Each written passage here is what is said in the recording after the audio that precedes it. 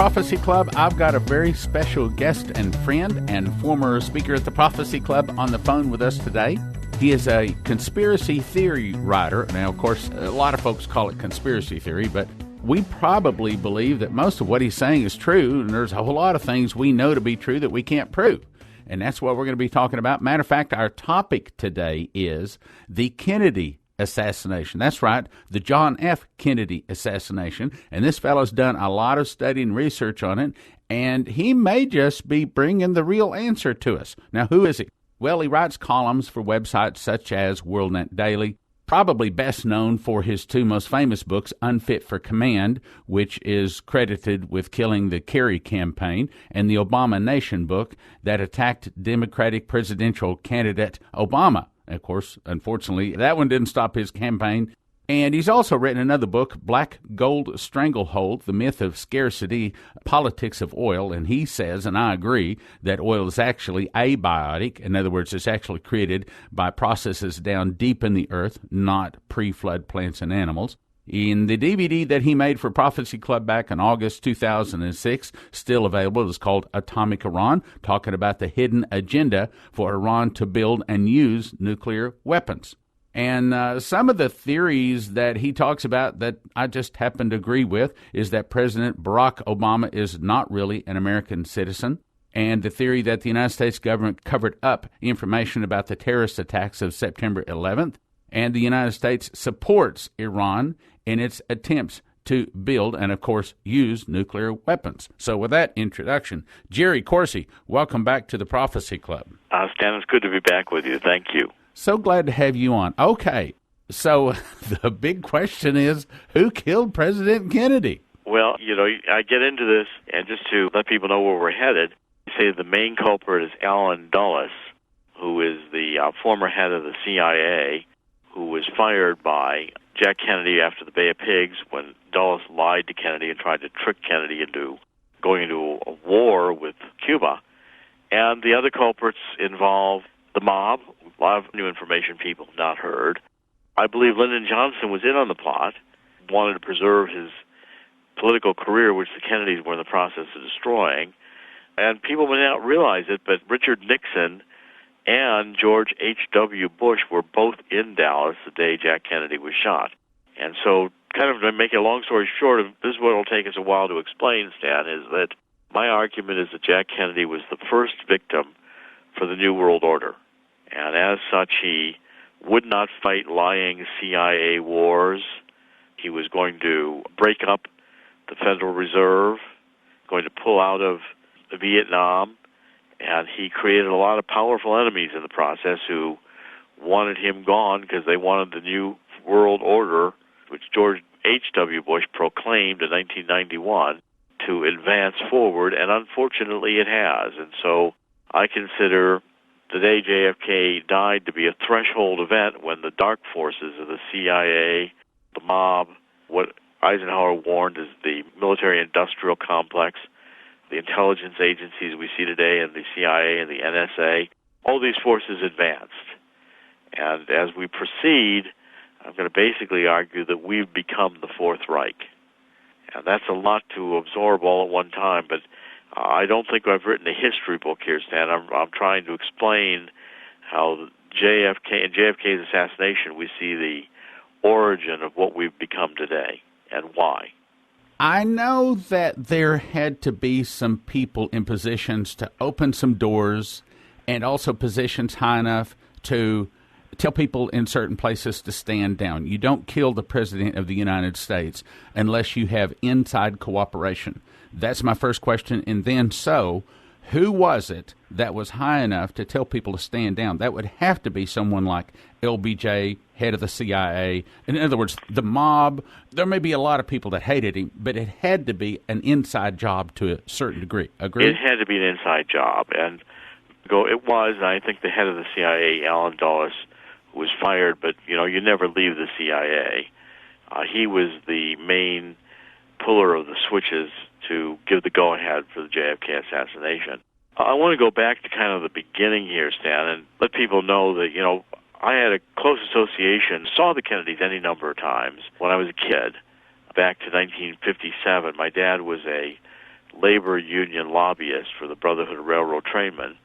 And I was, in those years, pretty much a truant from school. I much preferred to be involved in the politics, much more interesting, even at that age. I was basically about 17 when Jack Kennedy was killed. I'm able to tell a story here that, going back to the McClellan Committee hearings, 1957, the star witnesses, who was J.B. Elkins, who ran the Western mobs out of Portland, Oregon, and I got to be quite close to the Elkins family over the years.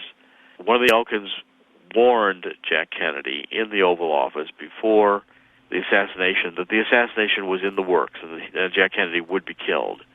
And they would be killed with a setup of a high-powered rifle with a scope and tall building and during a motorcade.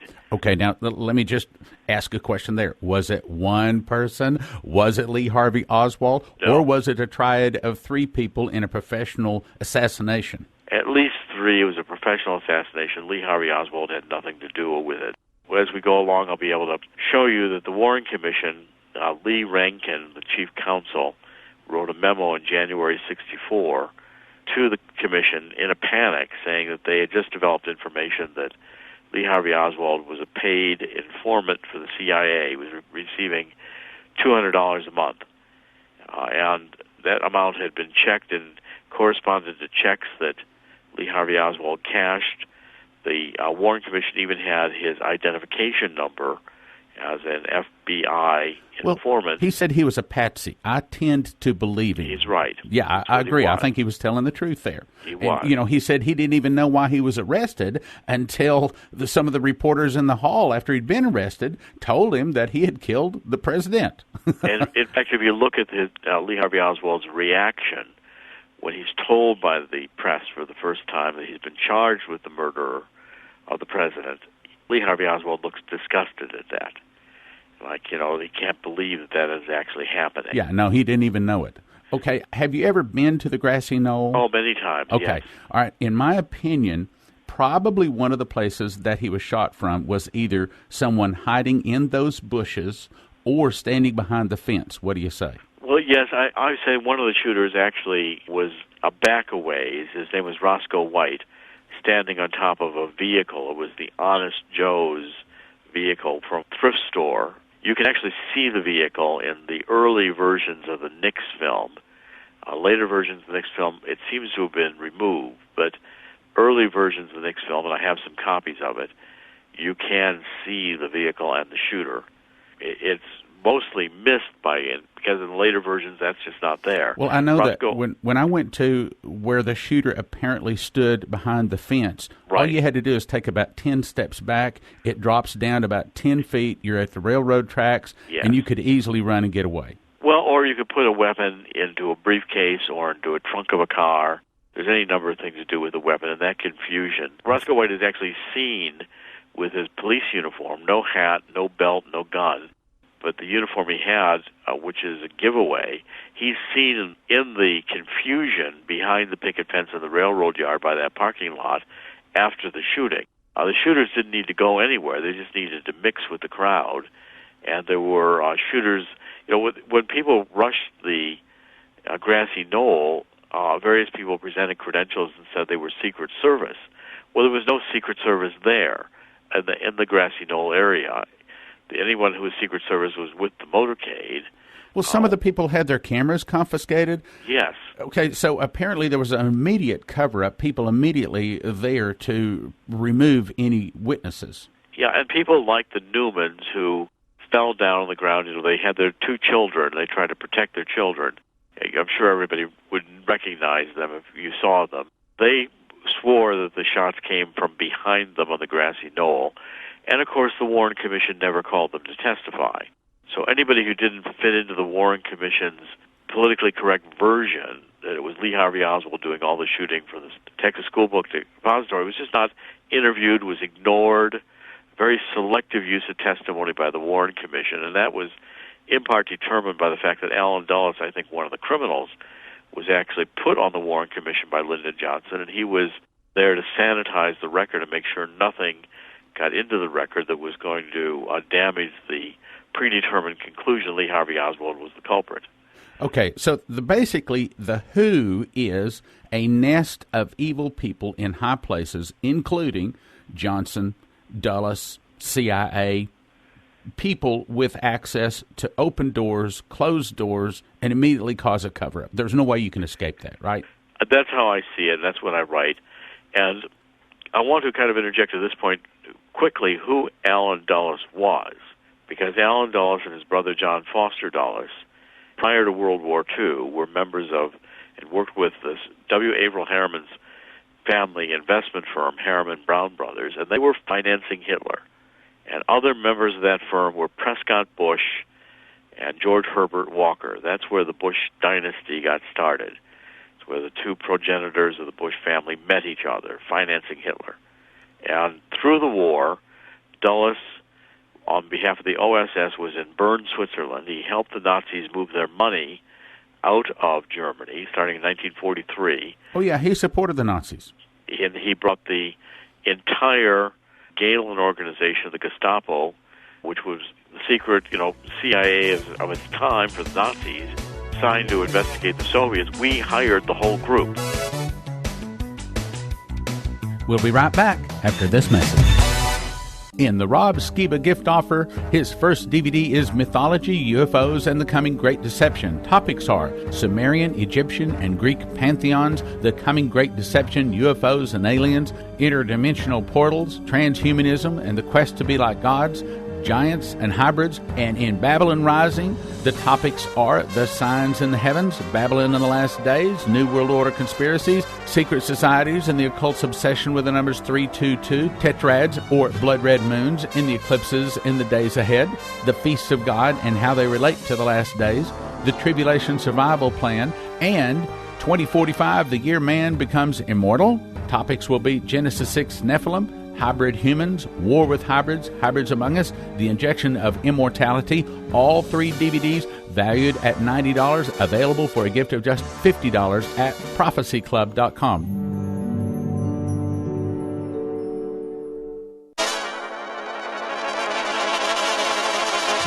In Doug Hamp's new DVD, The Injection of the Beast, in the last days, it will be as in the days of Noah. Angels were mixing their seed with humanity, and it's happening again. That's demons and humans having sexual relations, masquerading as aliens, are actually creating Nephilim hybrids for the body of the Antichrist. Then in The Fall Feast and Prophecy, he tells the story of how Jesus fulfilled the first 4 feasts at his first coming and how he will fulfill the next 3 in return on some future Rosh Hashanah. The Day of Atonement pictures the opening of the books and the judgment of those dead and alive. The Feast of Tabernacles pictures us receiving our mansions. Both DVDs valued at $60 for a gift of just $40 or more in the Hamp gift offer. Remember, the Prophecy Club continues because of your prayers and gifts of support, not the distribution of DVDs. And now, back to the program. The secret, CIA of its time for the Nazis, signed to investigate the Soviets. We hired the whole group. So one of the pillars of the CIA was the Nazis. We became essentially the Nazis after. And remember, Stan, the Nazis were National Socialists. They were leftists. Their whole view was, they opposed the communists because the communists didn't want private property. They wanted to abolish it. They wanted to have the government own all the business and the economy and run it in collectives.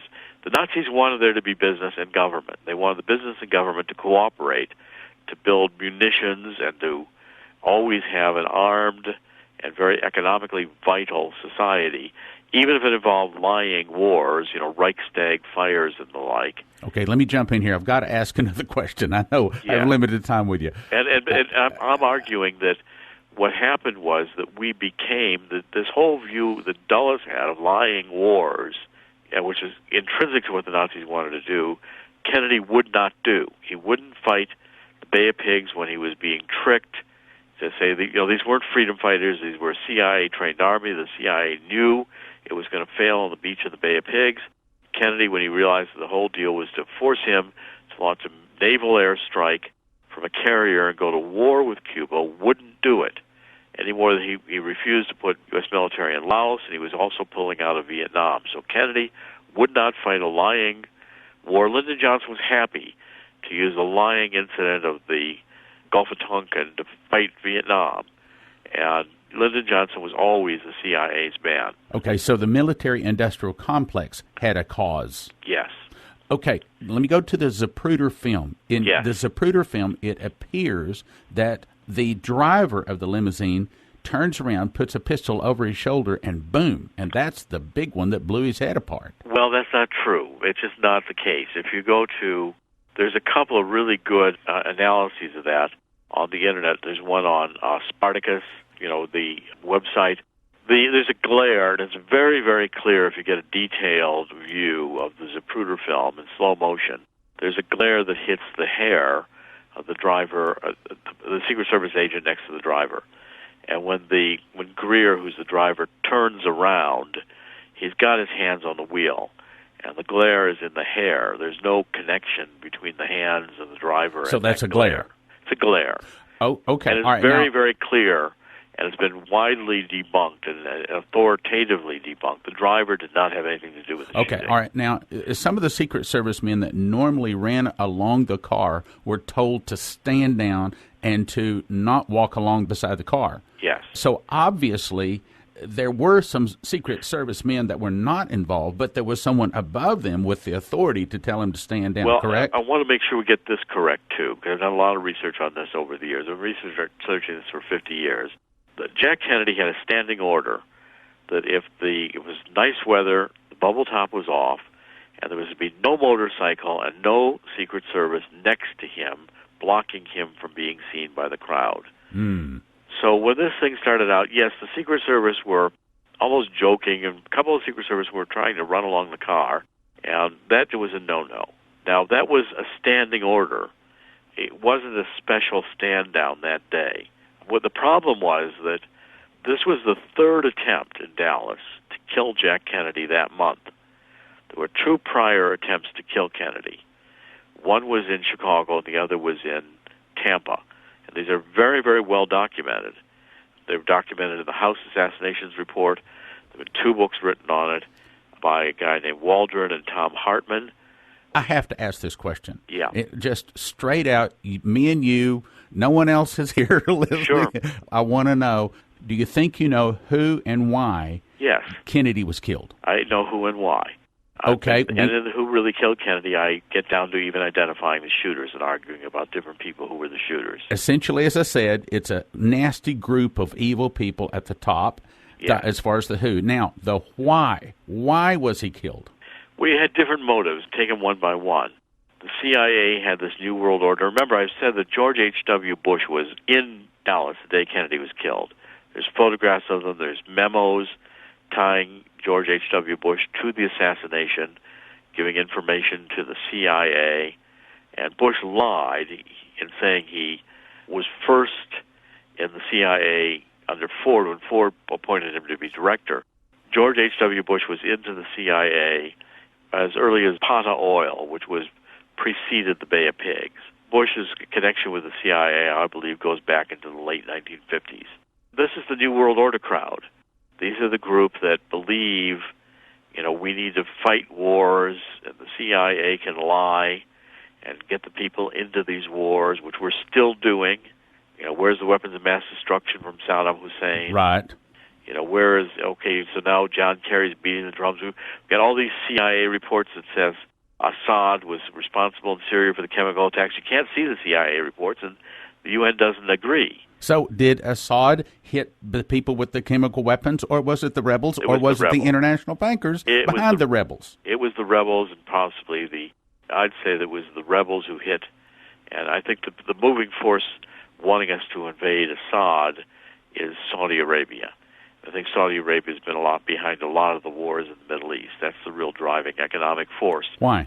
Why? Because Saudis, A, want the price of oil maintained, and B, and even going back to the invasion of Kuwait, how does Kuwait or Saddam Hussein in a national security interest in the United States in 1991? But New World Order coalition came together to make sure that Saddam Hussein didn't destroy Kuwait, which was part of working with OPEC and with the Saudis. Secondly, the Saudis not only want the price of oil maintained, they're deathly afraid of the Iranians, the Shiites. I explained this back when I did Atomic Iran with you in Right. 2006, in that video we put together then. The Shiites in Iran will turn on Saudi Arabia as soon as they get rid of Israel. That's their goal. And Assad is a supporter of Iran. So, the Saudis see eliminating Assad, a war on Assad, the Saudis are financing al-Qaeda. They're financing the jihadis that Obama wants to support, bad guys, because the Saudis want to hurt Iran by eliminating Assad, who's one of Iran's major allies. And again, you're back into these lying wars. And you want a motive. The CIA wanted to fight in Southeast Asia because they wanted to develop a new style army, respond not like in World War II, but like we have more today, rapid response, more helicopter-based, etc., for guerrilla wars and other kinds of asymmetric war. And the military-industrial complex were going to be billions made. And in Vietnam, we went to these no-competition, single-source contracts. In World War II, we made a weapon system. There were a bunch of companies that could make that weapon. And starting in Vietnam, Bell made all the helicopters. Each company had a lock on weapon systems, and they got no-bid contracts, which is basically a license to steal money. And, Kennedy said, you're not going to win that war. You're not going to fight it right. It's a civil war. It's not in our national security interest. If Vietnam went communist, who cares? Okay, I got to jump in and ask you two questions. First of all, Syria. Is the real motivation behind taking Syria down about oil like it was with Iraq and Afghanistan? Yes. Is Iraq and Afghanistan also really wars about oil? Oil. It's all about oil. Okay, so then did oil indirectly play a part in the JFK assassination? Well, in a sense, but the real motivation in Vietnam, oil was not such an issue back in the 60s as it is today. Oil was relatively cheap. And the issue was the weapon systems. The issue was the amount of money that we could make having a war in 1960s that would pump up the economy. Remember, we had just come out of the Eisenhower recession. The economy was lagging. And this whole formula going back to Hitler was government pumps up the economy by rearming. It's like Hitler did after World War I, get Germany out of the Depression. You rearm, and even if you have to lie to the people about the war, you get people behind it, and then you've got popular support for rearmament. It's a very effective, New World Order technique for keeping your economy afloat. And Hitler proposed it. The Dulles brothers fell into it. When they ran the CIA, they started these lying wars. And again, we've been fighting them ever since. Jack Kennedy wouldn't do it. He was not going to fight in Vietnam, and he was going to break the CIA up into 1,000 pieces. I heard that Jack Kennedy also wanted to come out with a silver note to do away with the Federal Reserve and do away with the Federal Reserve note. He did. He came out with these red seal bills that were called Treasury notes because Jack Kennedy knew that the Federal Reserve was another one of these New World Order, international banker deals. What Hitler wanted, this original dream that we bought into, the Dulles brothers and the Bush family, was this idea that business would be multinational and the governments would reach across borders to protect business interests, and we would all have lots of money with this. We'd have a big welfare state and also a big Gestapo. So the welfare state would take care of all the people who couldn't participate for one reason or another in the economy, and the Gestapo would take care of anybody who disagreed.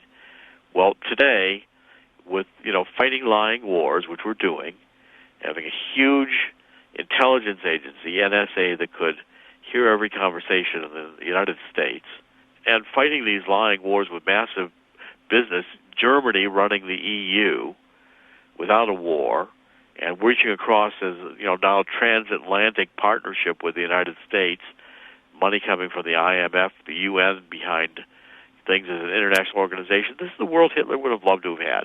If Hitler could have had the NSA, as the advancement of the Gestapo, and be able to have had control of Europe without having to fire a shot, like like Germany does today in the EU, this would have been Hitler's dream come true. And Jack Kennedy didn't want to have anything to do with it. So basically, we're still talking about the ultimate motivation here is trying to build a new world order, a one world government, one world military, one world religion, all of that whole dream for him. That whole dream. And Jack Kennedy said no. If John F. Kennedy had not been assassinated, if he had been able to have the authority to do, that's right, live and do what he wanted to do, where would he have taken us? Well, in his second term, he was going to just break up the CIA. The CIA was gone. He was going to break up the Federal Reserve. It was gone. And he was going to not fight in Vietnam, which would have meant... Okay, I hate to have to interrupt on this broadcast. I just love this Jerry Corsi, and I just love the information he comes up with. I really believe he's one of the most informed people if you want to know the truth, and I want to know the truth about this Kennedy assassination. And there's been so much fluff and buff through the years. It is finally good to talk to someone that has really got to the bottom of it, and I really believe him. Now, I really encourage you to get this book, Who Killed Kennedy, by Jerry Corsi. However, the Prophecy Club is not going to carry this book. And basically, by the time we get them in, a couple of bucks we make in and out the order, it's just not worth it. So what I'm going to ask you to do is to give a donation to Prophecy Club. If you like this and other DVDs that we don't really make our ministry roll by offering DVDs or books or anything else. At the end of the day, what really supports it is the Spirit of God nudging your heart, not other ones, your heart to support the ministry. So if we have been a blessing, if this broadcast and other broadcasts have been a blessing, I'm going to ask and I'm going to pray a blessing. Here we go. Father, I ask that you would make the people that continually support this ministry the head and not the tail, the lender and not the borrower. Bless them when they come in, bless them when they go out. Be a lamp unto their feet and a light unto their path. Cause them to mount up with wings as eagles and to run and not grow weary and to walk and not faint. Father, be that voice that speaks behind them to say, this is the way, walk ye in it. And when they walk through the valley of the shadow of death, cause them to fear no evil, because you are with them, and that they will have their head anointed with oil, and their cup would run over, and they would live all the days of eternity in your house. In Jesus' name. Thank you for listening. Thank you for your prayers, and thank you for your gifts of support. God bless. Now from the Prophecy Club, some exciting opportunities for you. There are 30 scriptures in the Bible which say in the last days massive amounts of oil will be discovered in Israel, and we believe we've been given the directive to use this prophesied oil and gas to fund worldwide soul winning. If you have questions about our vision, call 877-OIL-ISRAEL or 877-645-4772.